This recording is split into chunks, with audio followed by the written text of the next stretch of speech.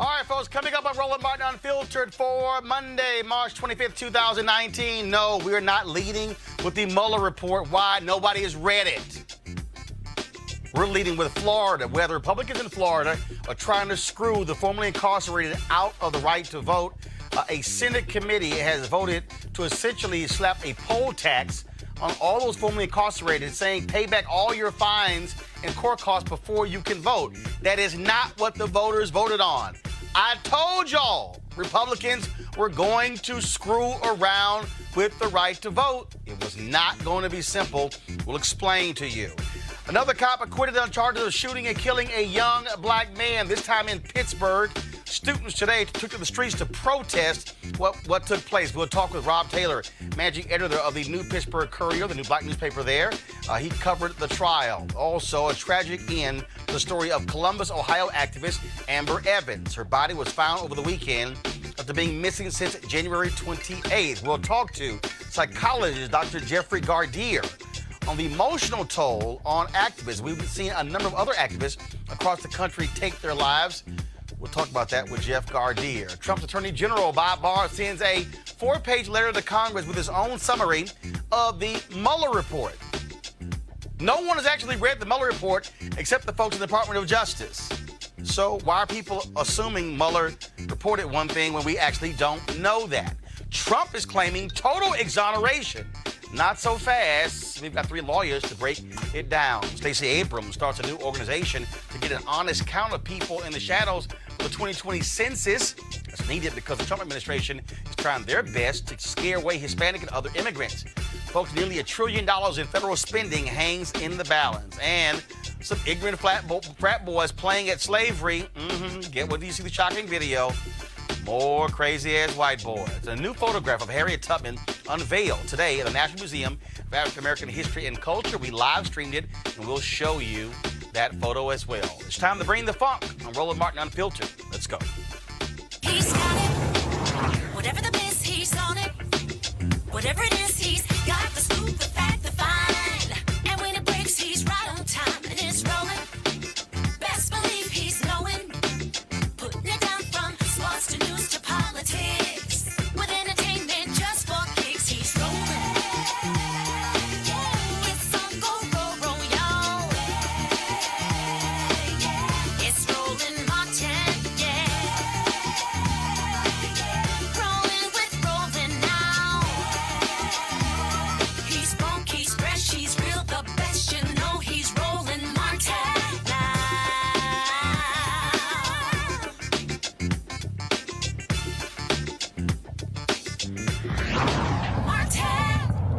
All right, folks, in November, by 65%, voters in Florida said, give the folks who are formerly incarcerated the right to vote. It passed overwhelmingly, Republicans and Democrats. But I told y'all, I kept warning y'all, don't think for a second Florida Republicans are going to allow this to happen. They do not want to see upwards of 1.4 million people getting their right to vote. Well, today, a Senate subcommittee passed by 3-2 a bill that would force those individuals to pay back all court costs and court fines before they got the right to vote. The same bill, actually another bill, passed the House 10-5. The Senate bill is even worse than the House bill. This is a video put out by the group that actually fought the effort to get Florida folks their right to vote back. This is what they released today on social media.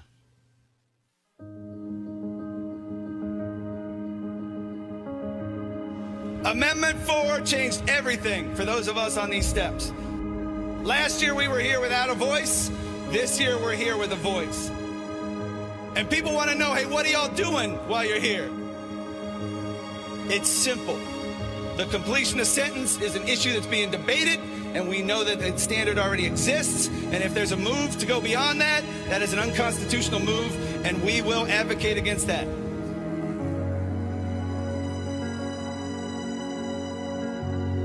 We don't just say we want more, we say we demand more. We have a vote, and that vote is our voice. Last year and many years before that, we went to individuals and said, your voice is my vote, because I can't vote. Today we say our vote is our voice. As we go into our meetings today, as we see our elected officials, we're going to remind them not just why we're fighting, but who we're fighting for our families, for our children, for our communities. And we're going to remind them that they should be fighting for them too. As we go and meet with them, we will tell them that failure to eliminate the barriers that limit us impact the communities they serve. And if they fail to represent the communities they serve, we will find someone else who will. Well, folks, that's actually what's going to happen. Andrew Gillum, of course, who lost his bid for governor of Florida, this is what he had to say today in a statement that was released. The legislation advanced today in committee in the Florida Senate puts a price on restoring the right to vote. It is unconstitutional and it is wrong. Last year, Floridians overwhelmingly passed the largest expansion of the right to vote since the Voting Rights Act. I am proud Floridians stood together and agreed we would not judge each other by our worst day. And yes, we knew exactly what we were voting for. To those lawmakers who are advancing this misguided bill, you may not respect the wishes of the people, but this is a democracy and you must follow them. We, the people, will make sure of it. Also, of course, the Florida Democratic Party, they're also weighing in. Just a few moments ago, they released a statement, and this I'm going to pull it up here. It says, today, Florida Democratic Party Chair Terry Rizzo released this statement. Today, Republicans in the state Senate voted to overturn the will of the people and violate the constitutional rights of returning citizens. This bill is an unconstitutional poll tax that recalls the darkest moments of our state's history. And let's not forget that the roots of today's crisis lie with Governor Ron DeSantis' refusal in December to implement Amendment 4. Joining us right now is someone who's been very involved in this. He's been focused on it. Neil Volz, the Florida Restoration Commission, their policy director. Neil, welcome to Roland Martin Unfiltered. Hey, thanks, Roland, for having us. I never trusted the Republicans. I knew this was going to happen. And so what you have, so explain exactly so what happened in the Senate, because I was texting Sheena and Desmond earlier, and they say that the Senate bill is worse than the House bill. Yeah, I mean, what you've got are two different bills that have problems all over the place. And, you know, and there were moments that you thought possibly some amendment that had been offered by, Senator Bracey is a Democrat from Orlando, great guy, that maybe, just maybe, we'd see, some semblance of bipartisanship, and it didn't happen again. And it just saddens me, man, thinking about all the lives impacted by these policies and the fact that we just can't move forward in a way that the people spoke in November, which was based around unity and the restoration and second chances and something that we all could get behind. And now it's turning into this partisan food fight. And again, you're talking about the numbers here, and they're trying to use your own words against you. They're trying to say that in the Supreme Court that the Florida Restoration Commission, that you guys said that paying back fines could be a part of this. So explain that. Yeah, I mean, what they're basically doing is playing word games, Roland. It was very clear before the court that the general counsel was talking about a sentence given by a judge, right? And the judge, it guides these processes, right? We all know that in Florida, you can get all kinds of fines. You can get court costs that the judge didn't even give you. And so they're trying to take some things out of context to basically say that, we were making blanket statements about all fines, blanket statements about all costs, when clearly we were talking about costs associated with what the judge gave in terms of a sentence. Now maybe we could have been more clear. Let me just we're a Second Chances campaign. We don't believe that we're perfect. So let me even come on air and say maybe we could have been clearer. But they're missing the point. This is about the expanding democracy and allowing people to become part of their communities. It's not just some sort of political science exercise. Last question for you. What is next? Obviously, it goes to the full Senate. Is that correct? Or it then goes to the full House? Has DeSantis said that he's going to sign this if it passes the House and the Senate? He has not weighed in on any specifics yet. There are a variety of different committees that it still needs to work through in both the House and the Senate. So we had dozens of returning citizens, people with past felony convictions from all over the state, present today, and we're just going to keep that pressure on. We're going to keep sharing stories and talking about why this really gets to the heart of democracy in the state of Florida. All right, then. Well, we certainly appreciate it. Neil Votes, thanks a lot. I want to right now introduce my panel. Thanks. Thank you, Robert Patillo. Of course, he's a civil rights attorney. Also, we have, of course, Dr. Julian Malveaux, economist, president emeritus of Bennett College. Michael Brown, former vice chair, DNC. Robert, I'll start with you. Again, Republicans were not going to just stand pat and see 1.4 million people added to the voter registration rolls, knowing full well that could imperil their supermajority in the legislature and also impact 2020 and Donald Trump. And Desmond and Sheena Meade, who fought for this, I said, look, don't think for a second that this is just because it passes, they're going to take it lying down. What they're trying to do here is do something that the voters did not specify. Let's understand one thing. This issue has to be federalized. I think what we have seen is fighting this on the state level, state by state, is like playing a game of whack-a-mole. As soon as you think you've taken out one part, then you revert back to the old. Well, but it can't be federalized because the reality is the states have said since the Constitution was put in place that voting is a state issue, not a federal issue. Hold on. The reason it has to be federalized because the basis of felony disenfranchisement is Section 2 of the 14th Amendment, which reads, participation in a rebellion or other crimes. Other crimes was interpreted by the Supreme Court in 1974 in the Ramirez decision to be felonies, upholding felony disenfranchisement. If we're talking about lowering the voting age, we're talking about abolishing the Electoral College, we have to talk about taking out our other crimes from Section 2 of the 14th Amendment, and you eliminate felony disenfranchisement from the entire country. The entire concept behind the or other crimes was if you fought in the Civil War for the South, you don't get to vote.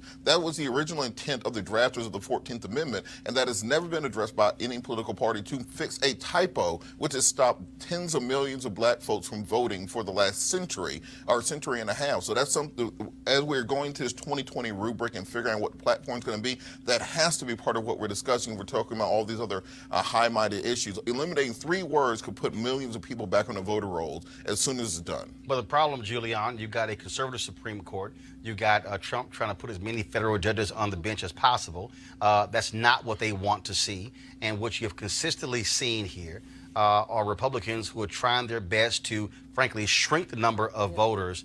And again, they do not want to see 1.4 million people add to the voting rolls in Florida because that totally changes the battleground state of Florida in 2020. As Frederick Douglass said, power concedes nothing without a demand. It never did it. It never will. Those who want freedom without agitation want the ocean without its mighty roar. What the Sheena and her husband did is they changed basically the equation. What the Florida Republicans are doing is trying to take about power concedes nothing without a demand. What needs to happen, I think the federalizing issue could be an issue, but I think we have to look at the state of Florida, a swing state, a state that we will see all kind of chicanery with voting. We have to look at this, and we have to really look at basically the pushback. You were right when you basically said y'all don't get too complacent because everybody was celebrating, clapping. Right. We got 1.4 million more people. Well, these 1.4 million are going to be basically sliced and diced with this legislature, and this has to be, fought. Michael, what's even more shameful, this was a change to the state constitution. And so what they thought was we changed the state constitution, and then that's the victory. Legislature is coming back and doing exactly what Republicans have done in other states. Voters vote one way. Legislature says, you know what? The hell with y'all. We're going to change it. I remember that episode, Roland, when you and I talked about that it wasn't going to be this easy. It was great that it passed on the referendum. But this is still, yes, clearly there's a legal argument. Obviously, you got to follow the Constitution. I get it. But it's also political messaging. And there's still more white returning citizens in Florida than there are black. Right. But it's making it seem like this is a black thing. And whenever you got to make it seem like a black thing, folks in the Panhandle. Oh, yeah. So it's a whole, Florida's not just South Beach, Miami. It's a whole another rural part of the state. So you see all these black folks, these are the folks who are going to be voting. And there's racial messaging, political messaging, and that's kind of what we're doing. And this is why when it comes to voting, at Congressional Black Caucus last year, it was a panel of all these civil rights organizations, and I said on voting, I said, y'all have got to stop making this a black thing. I said, because you got to say to these young white voters and to these elderly white voters and to these white folks who are gone to prison who can't vote as well, and this is screwing you. because the reality is that's also targeting them. When you had a clerk in Wisconsin who said in 2016 she removed an early voting location from a college campus because too many of them voted Democrat, and she moved it to a far out place with a small parking lot, was by design. That impacted white folks. Moving early voting locations off of college campuses in North Carolina affected white students. And so, to Michael's point, we'd love to see some of those people who are white, who are formerly incarcerated, stand up and go to the legislature and say, damn it, y'all trying to screw us. And so we'll keep y'all updated on exactly what happens with this story. Now, another story that we were focusing on, keeping you updated, has a very tragic and sad end. That is Amber Evans, the young Columbus, Ohio activist who went missing on January 28th. Remember, her car was found just outside on the banks of a river there in Ohio. Well, over the weekend, her body was recovered from that particular river, and it was identified as 28-year-old Amber Evans. The police have not released any information regarding the cause of death. Evans' boyfriend of 10 years, who has been cooperating with police, said they argued that day. There were no reports of any domestic violence in that relationship. Now, we do not know why or how Amber Evans died, but we do know that being a committed activist, as she was, can take a big emotional toll. Now, her mother released a video this weekend on Facebook when that information came out. And so we could actually play that video of her mother. It was really sad to see her actually release that video. Here's what her mom had to say.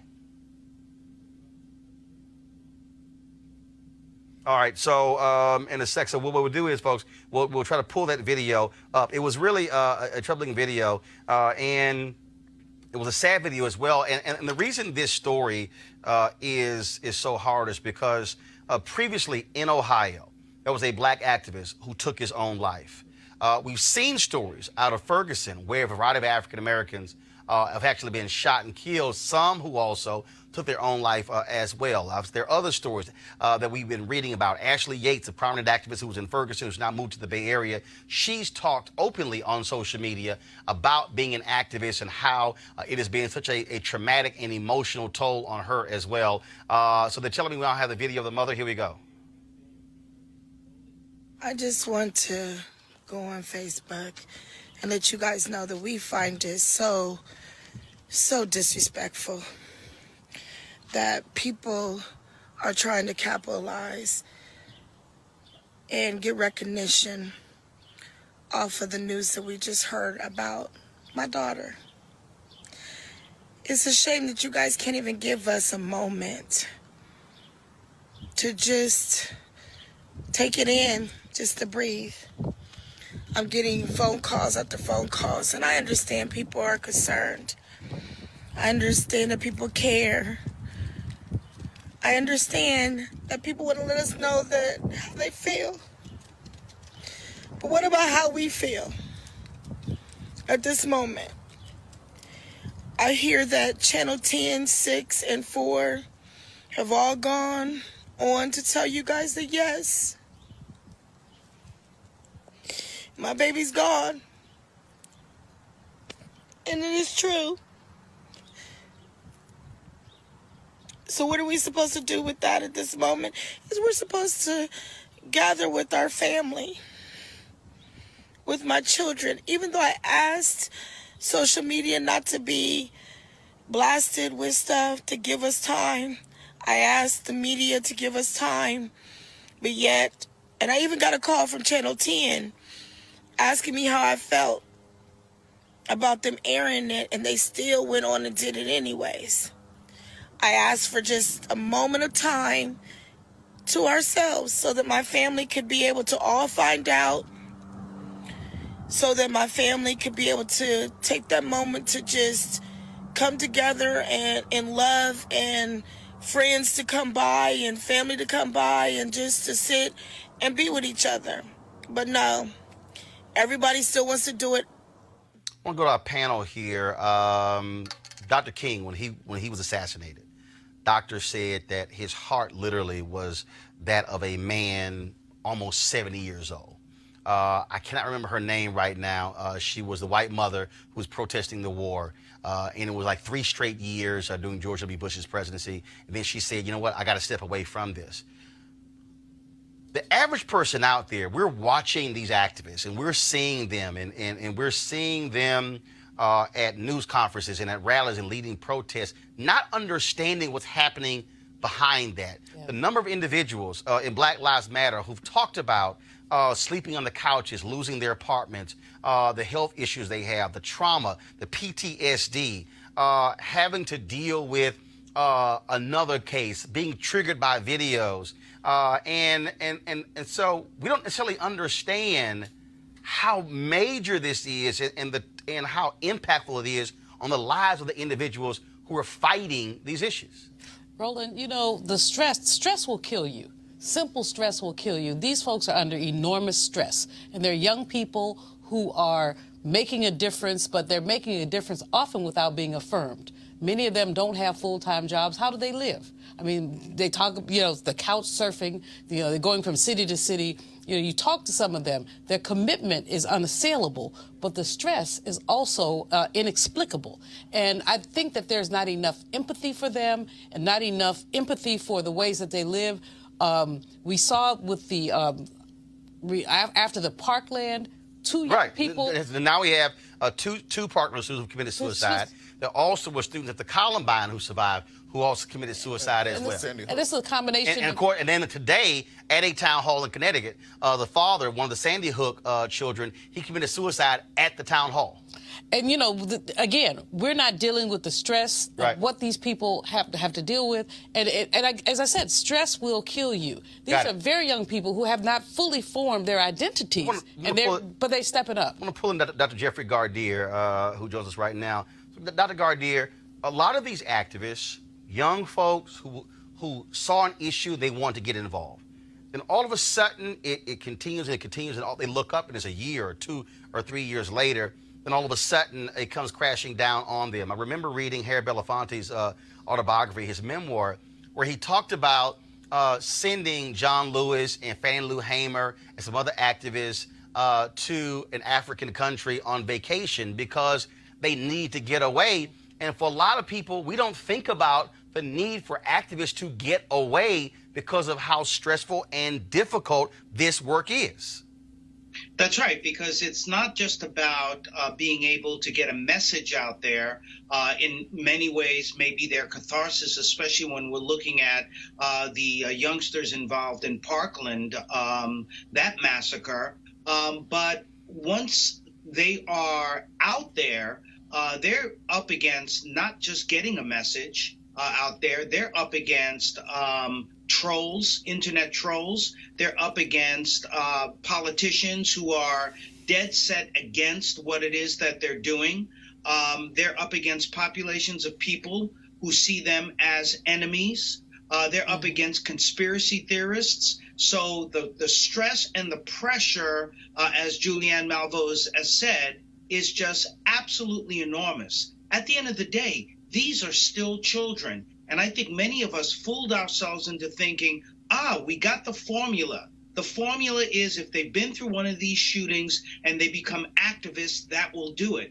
But that can add on a lot of stress, a lot of pressure, and they still need to get that therapy. They still need to be treated therapeutically, and we have to stop treating them as adults. They are still children, even though they are doing some amazing things out there. So, Doc, what do we do? So what systems should be in place? Because, again, when we talk about the civil rights movement, the Black freedom movement, the reality is if you look at most conversations, you don't have discussions about self-care.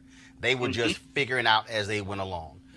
Now it's a whole different set of issues. Now you also have individuals who are attacking activists on social media. They are going after them in many ways. Some of them have been sued by municipalities as well. And so it's a whole different set of issues that they're now dealing with. And so, what systems should be in place for them? Because unfortunately, and this is one of the things I kept saying to Black Lives Matter activists, when you don't have organizational infrastructure to provide those things, you're sort of out there along winging it. Yeah, absolutely. So one of the first things I think a lot of the activists need to learn about rules of engagement. What are the things that they need to avoid? Where do they find their strength? I think that's very important. You put the other part together, Roland. It is about the self-care. When do we take a break and be able to rest? When do we rest our souls and our minds? And another thing that we need is, of course, being able to debrief. What does it feel like to be that activist? What does it feel like to be attacked all the time? What does it feel like to do impossible work? So that needs to be discussed. It's part of a therapy, but it's part of a catharsis, and it's part of sharing. And you can't be a hero and shero just by yourself. It has to be the community. And last question for you. What should also be taking place in terms of from one activist to the other? Because, again, we've seen a number across the country. I know of a gentleman who was in Ohio who shot himself, and some other places as well, where they've taken their own lives because they literally, just cannot handle seeing and being involved with case after case after case of black men and black women being gunned down by cops, and show what discussions should be being held among activists themselves. What should they be looking for amongst their fellow activists? They should have some sort of a bond. Whether they agree or disagree with whatever the other activists may be doing, if it's competing organizations, there should be that family where we can talk to one another, where we can share those strategies, where we can do what I just talked about, debriefing. Because at the end of the day, it is a very select club, whether they're competing against one another or not for the message, but they are brothers and sisters in arms. They're in it together. All right. Dr. Jeff Gaudier, we appreciate it, man. Thanks a lot. It was a pleasure, Roland. All right, folks. Speaking of activism, today in Pittsburgh, students took to the streets to protest the not guilty verdict of East Pittsburgh police officer Michael Roosevelt. He was charged with criminal homicide. His trial ended on Friday. Again, he was found not guilty in the shooting death of Antoine Rose, an African-American who was stopped in June of 2018. He was running away after the car he was in was stopped by police who were investigating a drive-by shooting. Rose was shot in the back. Folks, this is video of that, and it's quite disturbing, so we just want to warn you in advance. This is video of that shooting.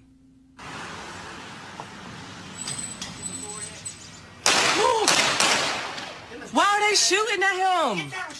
No, I'm recording this. Why are they shooting? All they did was run, and they're shooting at them. You go in the house. Don't shoot at them.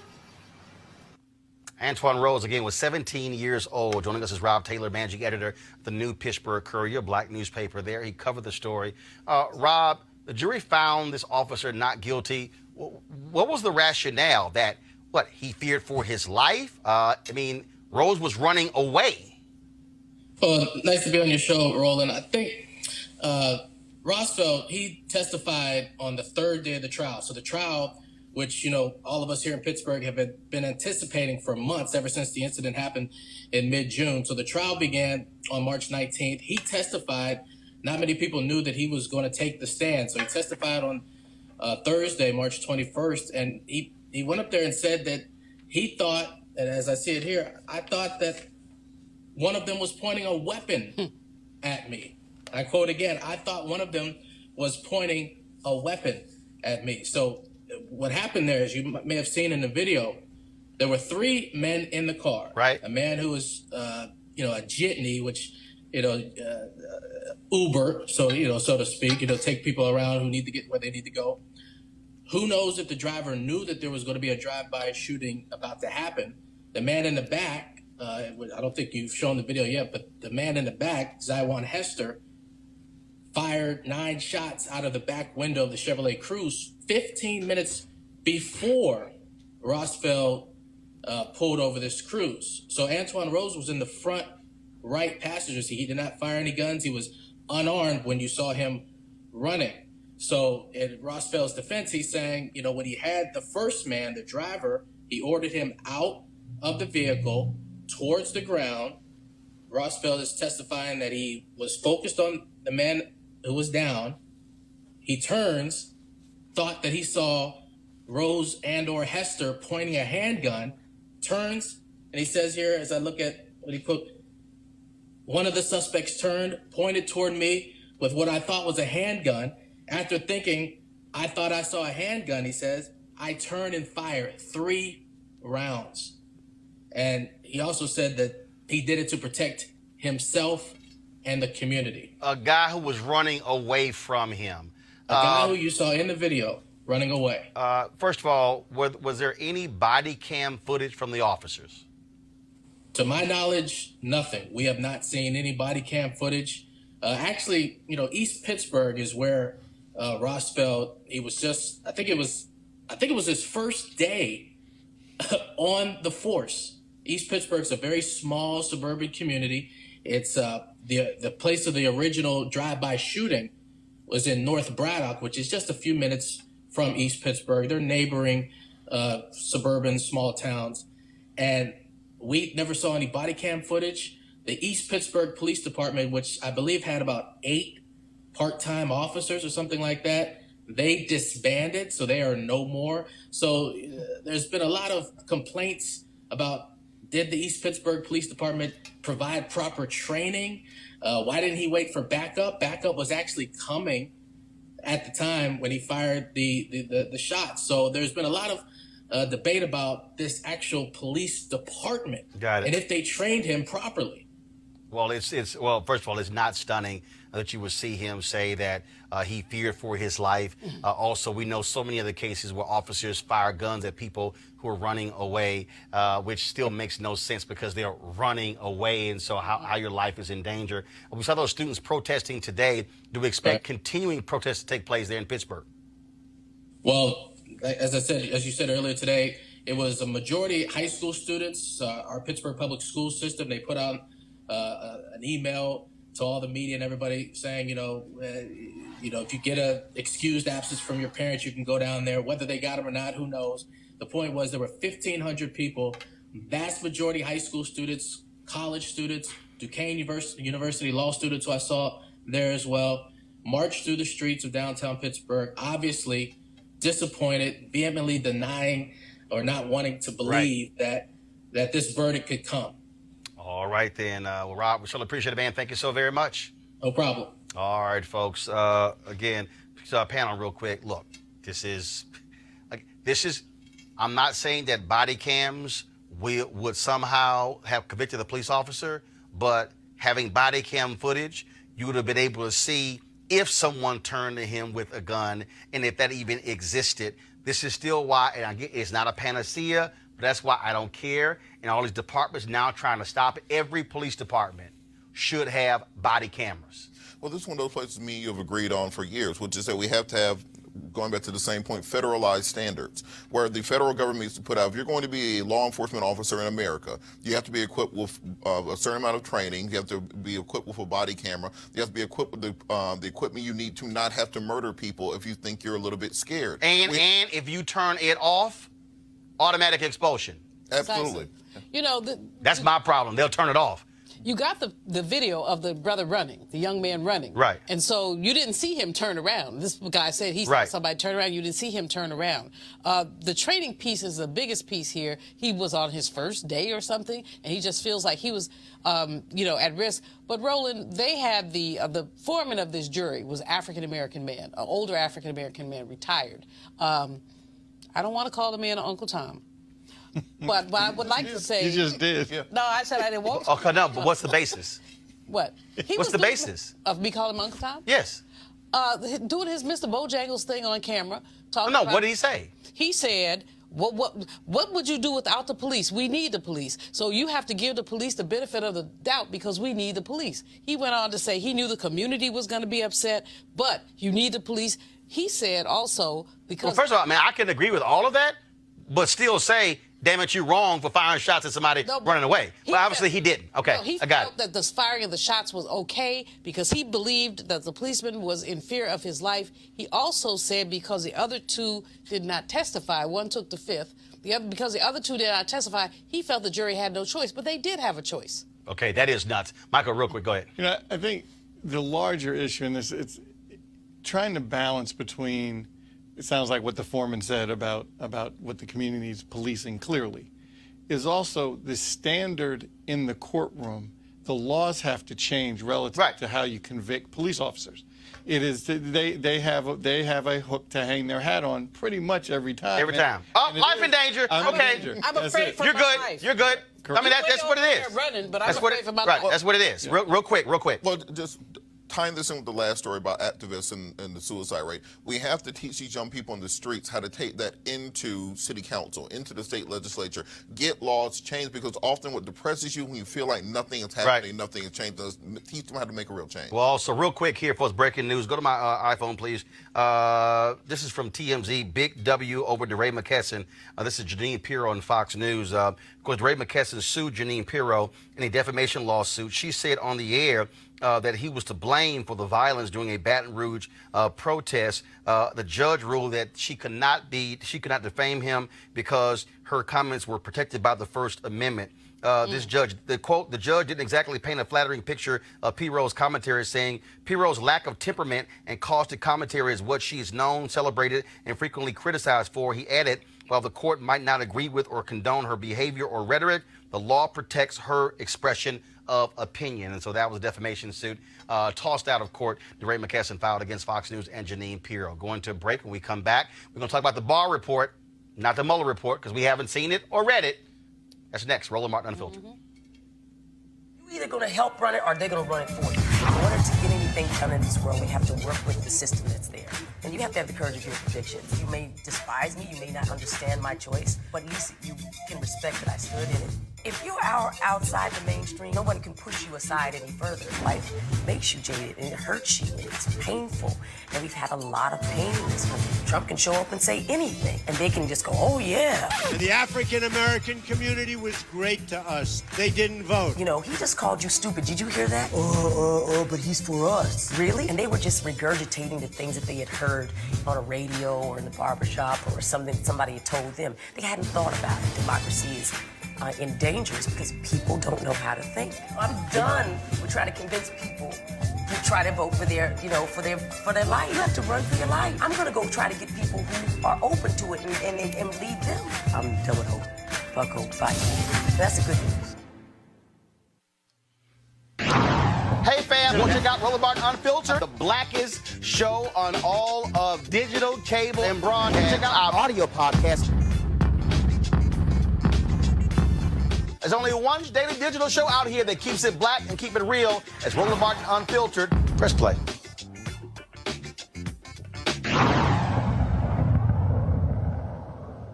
The Eric Alexander interview will be at 7 p.m. Eastern on this Friday. All right, folks, let's talk about the Bob Barr report. Okay, Robert Mueller gave the Attorney General his report on potential Russian interference in the election on Friday. Bob Barr released a 4-page letter to Congress on yesterday. Also, him decided that it was an obstruction of justice. All of these commentators have been talking about the Mueller report, how long it is and how it exonerated Donald Trump, the White House. They are all excited.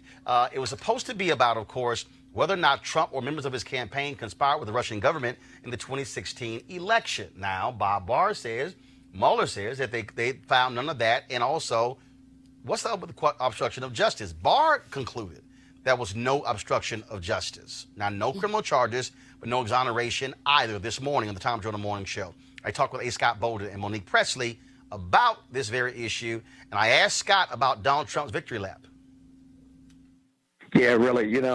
Think about it. An American president is running a victory lap because he wasn't indicted or he wasn't charged and he wasn't found by his own Republican Party to have done anything wrong. I mean, let that settle for a minute. Secondly, it wouldn't be a victory part. This is not the end of the investigation. In many respects, it's the beginning because, one, that 800-page report is going to have to come out. You're going to have to give the people what they want, but Congress is going to pursue it with vengeance, if you will, because bad conduct, unsavory conduct may not rise to a level of criminality, but it certainly can rise to the impeachment process. And so look for more from this, but we got to get the report because the facts behind the decision of Barr and Mueller is really, really super important. I mean, the attack on our democracy, it goes to the core of our election and independent elections and values. And so there's going to be more over this over the next 2 years, trust me. Monique, collusion. Preet Bharara, the former U.S. attorney there in New York, he said on Good Morning America, on collusion, the case is closed. On the issue of obstruction, we're sort of not done. Mueller did not really, based upon what we know, again, Barr's interpretation, 4 pages. Mueller did not take a side. No, he didn't. And in my mind and in my experience, that adds credibility to Mueller's report. It doesn't take from it, because what you want is a special prosecutor that is going to look at facts and give you exactly what has been found and not overreach. Now, what the United States Congress does with those facts is up to them in doing their due diligence. He did the part that he was supposed to do with the information that he had. And I think once we see the 800 pages, we'll figure out that everybody with the last name Trump still has some problems. So because we can't find collusion somewhere in the code based on these facts doesn't mean, one, that the president didn't obstruct. We know he did. He said so on national television. And two, it doesn't mean that Congress doesn't still do their job, right? And then we wait for the Southern District of New York to do its job. Working hand in hand. Mueller found things that weren't part of his purview and passed them and referred them on to the Southern District. The Southern District picked them up, investigated them, and now they're starting to bring charges. So we're not near a conclusion. Hey, guys, let's remember one other thing, too. The state of New York is also investigating. That's where Donald Trump lived, worked, and ran his campaign. My former classmate in law school, Tish James, who's the new attorney general, is certainly looking at it, and they're looking at his insurance practices, his tax practices, and his real estate development practices. The other thing I want to say about Mueller, if I may, and I tend to disagree with you here, is that, you know, Mueller's job was to investigate and reach some conclusions, right?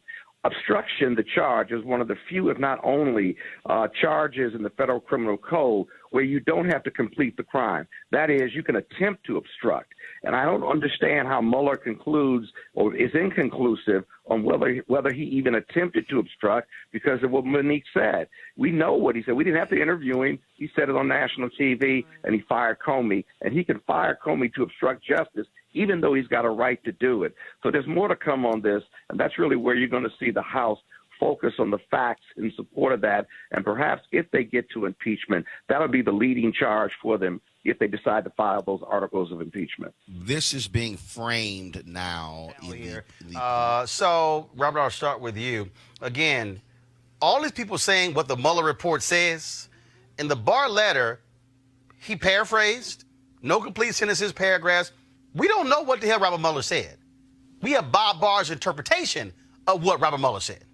Well, it's unlikely we're ever going to see the full report, primarily because it will be improper to uncharged individuals to have all their information and all the facts and circumstances leaked to the public or sent to the public. Why? Well, let's say you're just some dude who works at Trump Tower, and you were interviewed by Robert Mueller, and now they put all of your information out there to the public. You had nothing to do with it. You weren't charged. When you say all your information, you mean private information? Private information. Like your address and phone number? It can be redacted. Or even things that were gained during the investigation that could be hurtful, harmful, embarrassing. You weren't charged as a criminal. You haven't done anything criminally wrong. So why should this information about you be made public? So a summary can be made public. Please. We'll see portions of the redacted report made public. We're never going to see the entire thing. But I do think for a lot of people in the media who have turned this into the biggest story on earth, most voters don't care. Most people do not walk around every day worrying about what Robert Mueller is about to do. Hold up. See, so let's move on to the bigger issue. No. See, right there. Hold up. This is the mistake that we make when we say, when I hear most voters don't care, people aren't walking around every day talking about this here. No. I do believe fundamentally, as a country, it is critically important to get to the truth as to whether or not you had a presidential campaign colluding with a foreign entity to impact a presidential election. That is, so remember, the president of the United States, when that person is sworn in, they are sworn in to uphold and protect the Constitution against enemies, foreign or domestic. And so it's not a question of, well, folks walking around. First of all, people walk around every day or worrying about all kinds of stuff. I could apply that to nearly everything. There's no one thing that every voter or majority of people are just worried about every single day But it still is an issue. It is an issue, Roland. And the thing about it is, as you said, I mean, you opened the show up absolutely correctly. No one has seen this report. So the fact that Barr has summarized 800 pages into 4 suggests that there's a whole lot of stuff. You know, they say the devil is in the details. And you tell the devil is there with this. From 800 pages of 4 represents like giving us 2%.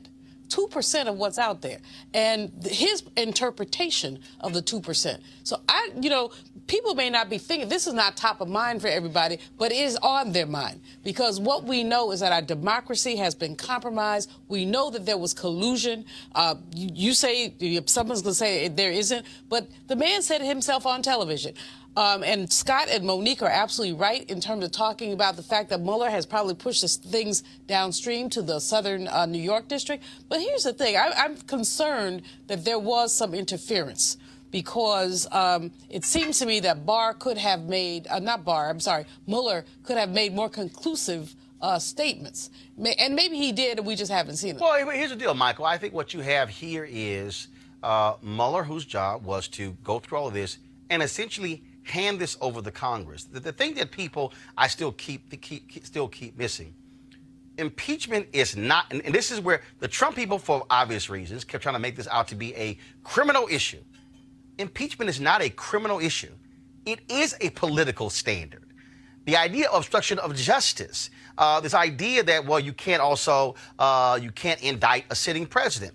Bob Barr weighed in on this. Bob Barr said before he became Attorney General that there was no case for obstruction of justice. So you have the guy who said before he got in that, there's no obstruction of justice, who has now concluded there's no obstruction of justice. And frankly, Congress can't make their own determination, which is why they're saying, no, you're going to get subpoenaed because we want to know more about this, because we're not just going to take your word for it.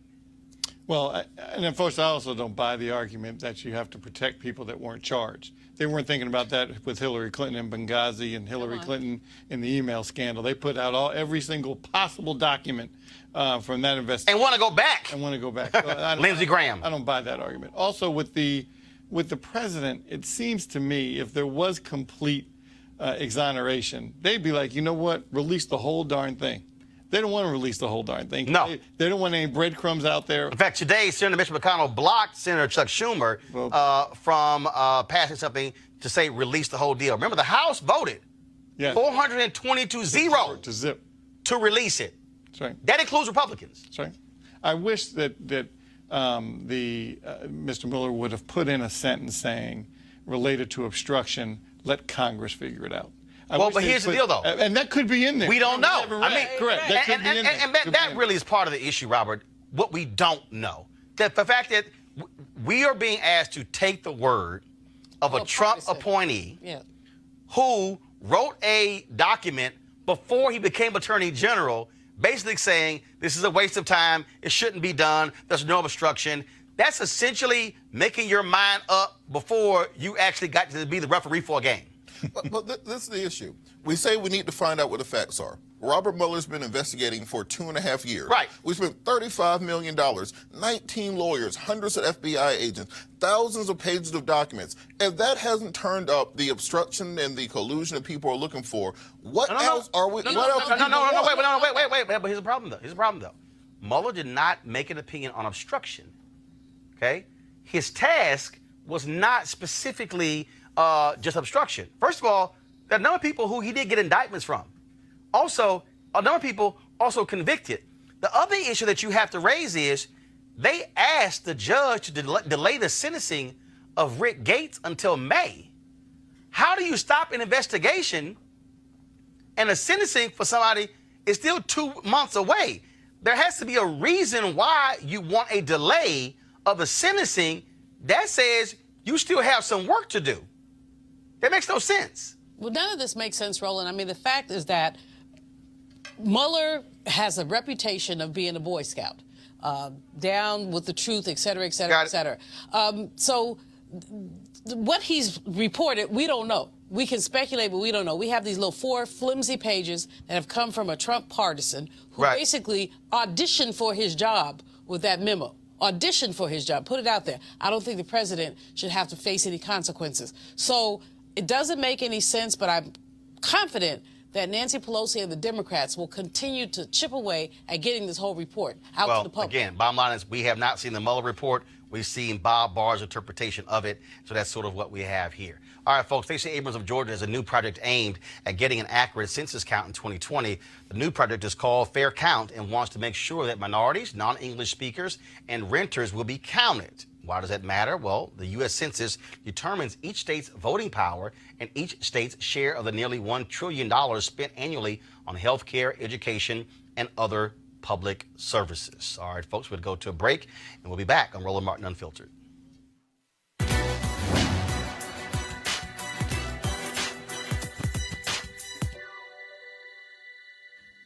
You can't win unless you learn how to lose. Basketball star Kareem Abdul-Jabbar.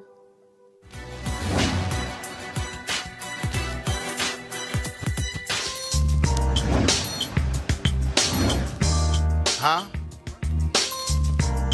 What the hell is that?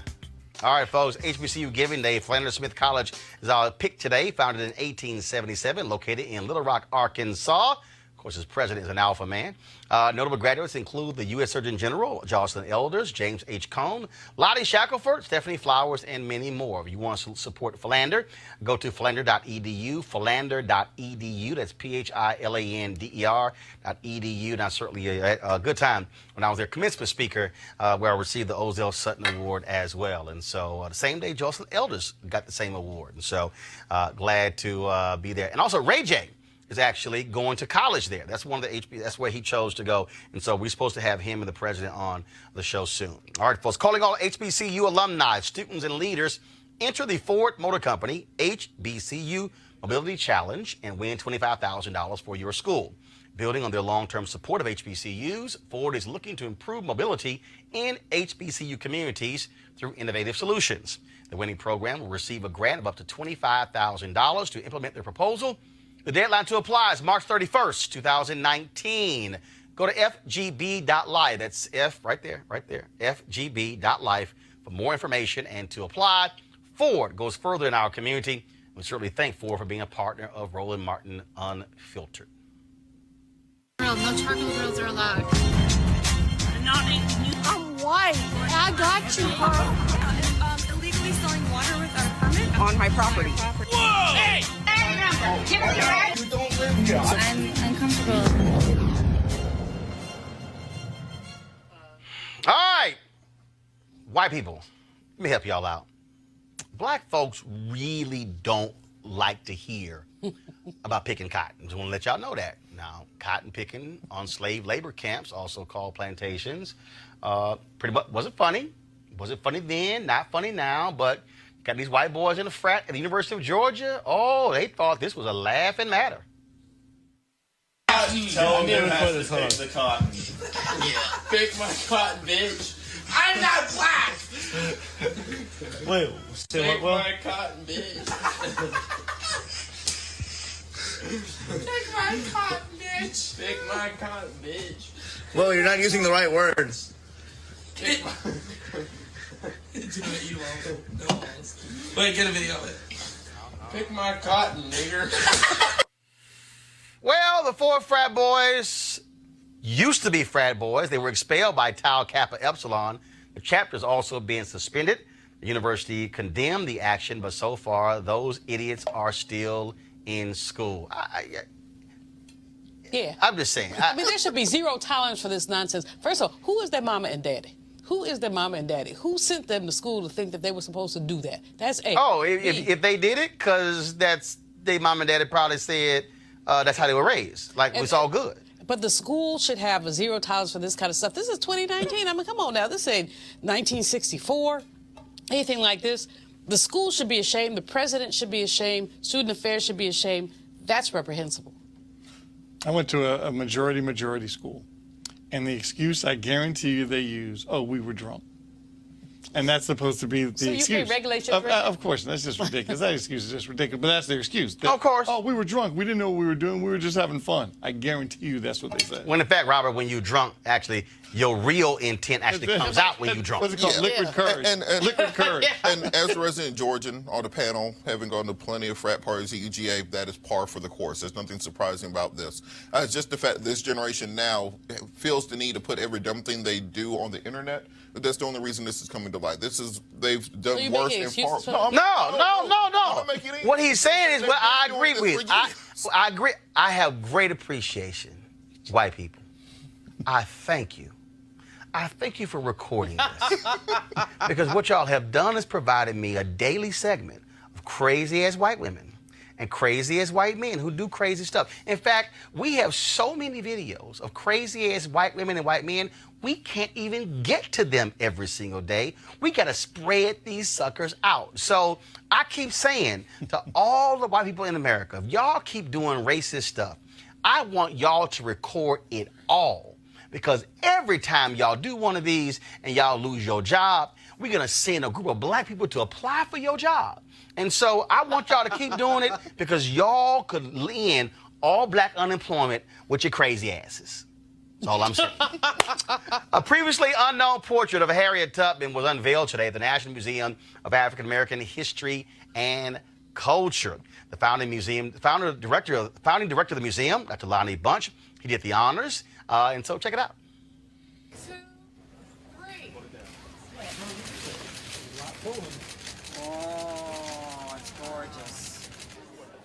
A woman. Now the picture is from the 1860s when Tubman was about 40 years old. Now, most of the photos we see of Harriet Tubman when she was much older and she was frail. This is a very rare photo of Harriet Tubman when she's about 40 years old. If you want to view the photograph and visit the museum, visitors may walk up for entry without a pass Monday through Friday, beginning at 1 p.m. each weekday. That's, of course, a new time. No passes needed after 1 p.m.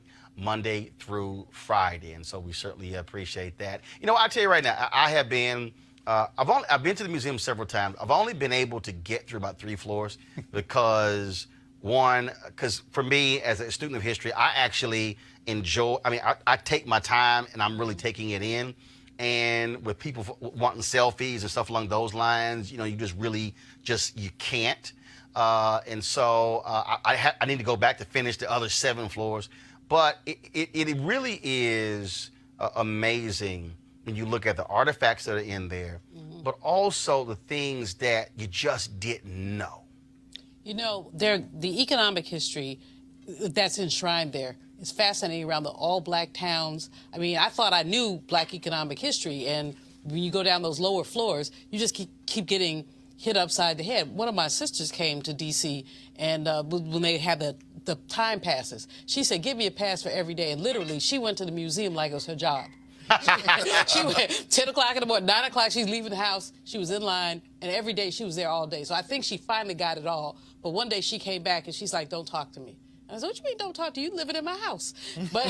But basically, the emotion was just so overcome. Oh, yeah, absolutely. And, you know, I lost it at Emmett Till's casket.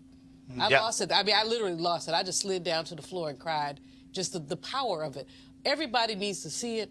Roland. I mean, it is the most visited, since it's open, it's the most visited Smithsonian Museum in the nation's capital. It's so important. It's so important for our people to understand that history. And it's so important for these ignorant white people, you lift them up every now and then, to see something like this. Lock them in there overnight. You know? Michael. It's incredible. I'm like you, Roland. I've been, I don't know how many times I've been, but you can't see everything. I don't care how many times you go. And I took my niece and a couple of her friends, and I saw something interesting. I think you need to start chronologically. You need to start on the bottom, go to the bottom, and then come up. And their concept of our peoples seemed to start at Martin Luther King. Yes. They don't seem to have that conceptually before that. Yeah. And so I said, well, no, we're going to stay down here a little longer. I mean, they clearly know the word slavery, know what it means, but it's the Dr. King world. Yeah, and it's primarily because of how our schools have treated black history as if it somehow just starts there. But also, the reality is, our history also goes before 1619 as well. I'm sorry, real quick, on the Harriet Tubman thing, are they going to use that picture now on the 20? Or they're going to stick with the old? Of course, as long as long as you have a love of white supremacy, it's not going to happen. White supremacy sitting in the Oval Office. Trust me, that's not going to happen. Because remember, his favorite president was Andrew Jackson, of course, who was not a fan of black people or Native Americans at all. So, Robert. Well, I think the importance of this is understanding that we have a more complex and layered history than what's often taught to us in school. Where, similar to what you say, I call it the Black History fairy tale, where they say, well, Rosa Parks and Abraham Lincoln met together with Dr. King one day, and then Barack Obama was president. And that's the way they teach. Yeah, that's pretty much it. Yeah, that's what they teach our kids our history. So having floor after floor, exhibit after exhibit, I think it's be mandatory for your summer vacation to take a drop by and read these things, see these things. And I had an aunt who was born in 1888, died in 1996, grew up with her, and she could show us pictures of people who were slaves. She could talk, so it's writing of people who were, it made it all real to us. It wasn't roots, it wasn't television, it wasn't this disambiguous dark term of slavery. These were human beings. And seeing Harriet Tubman in her 40s as a young, dynamic woman, understanding the humanity in her eyes and what it took for her to fight through those consequences, I think it can inspire this generation, as we were talking about earlier with the young people and activists, to know your fight goes on. And I want to say this here, and only because, it's one of those things that most people don't know, and that is when the funding was approved for this museum, Republicans were in control of the House. And they were going back and forth, and initially, then Congressman J.C. Watts, his name was on the bill. And they were going back and forth, and Democrats said, no, we want John Lewis's name on the bill. And white Republicans were adamant, no, we're going to have J.C. Watts. J.C. Watts took his name off. And J.C. Watts said, the museum is more important than me having my name on it. Put Congressman John Lewis's name on the bill, and that's how the bill went through. And it's just important for us to that's just a little small point that, again, that could have got hung up. The initial money could have got hung up if his ego had gotten in the way. But he simply said, no, the museum is more important than that. Fine, take my name off, put Congressman Lewis's name on, let's move forward. That's such a great example of some of the bipartisanship that some of the black Republicans will exhibit from time to time. Not consistently, but from time to time. Tim Scott, South Carolina, from time to time will step up. Well, which is also why I keep telling black people, look, the reality is you have places where, look, Republicans were in control of the House and the Senate. You better know somebody on the other side.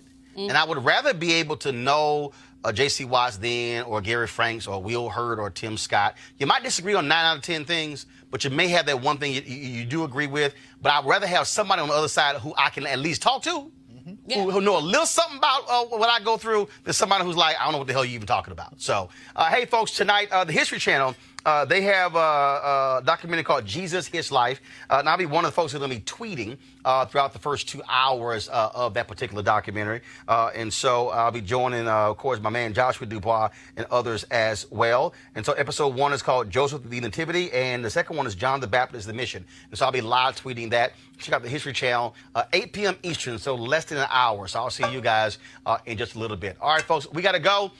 First of all, thank you to all of you who saw the Lisa Ray interview we did on Friday. First of all, it was a great interview. If you haven't seen it, go to our YouTube channel to check it out. Also, please don't forget, you can join our Facebook page, YouTube channel, as well as Periscope.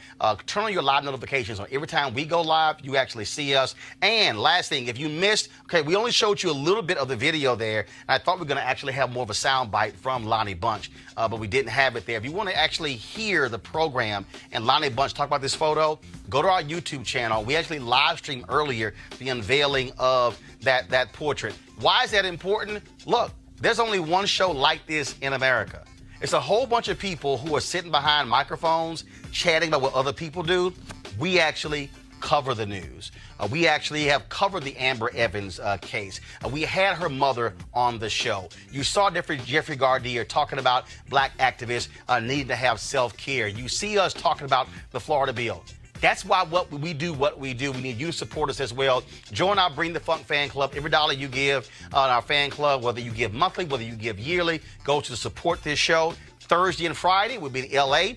for the NAACP Image Awards, live from there as well. That's why this show is important for us to speak to our issues. Please go to RolandMartinUnfiltered.com. RolandMartinUnfiltered.com. Join our Bring the Funk fan club. I certainly appreciate it. Thanks a bunch. Cash App, Square, as well as PayPal. All ways you can give. All right, folks, y'all have an absolute great day. I got to go. Rocking my Astros. Holla!